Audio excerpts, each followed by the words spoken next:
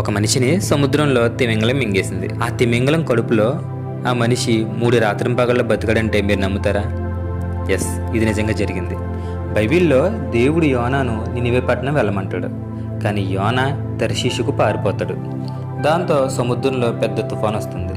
సముద్రంలో ఉన్న వాళ్ళంతా అసలు తుఫాన్ ఎందుకు వస్తుంది అని చెప్పి అసలు ఎవరి వల్ల వస్తుందో తెలుసుకుందామని చీటీలు వేస్తారు. ఆ చీటీలో యోనా పేరు వస్తుంది. వెంటనే వాళ్ళందరూ కలిసి యోనాను సముద్రంలో విసిరేస్తారు. సముద్రంలో పడిపోయిన యోనాను ఒక పెద్ద తిమింగలం మింగేస్తుంది.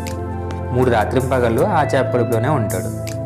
అప్పుడు యోనా ప్రార్థించగా వెంటనే తుఫాన్ తగ్గుతుంది.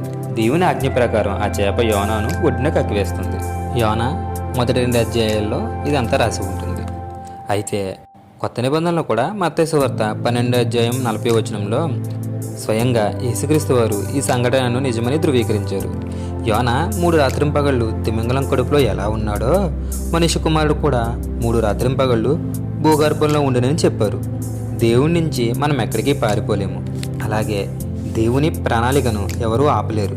నినివే ప్రజల రక్షణ కోసం దేవుడు యోనాను మార్చుకున్నట్లే మనల్ని కూడా ఆయన సరిచేయగలడు.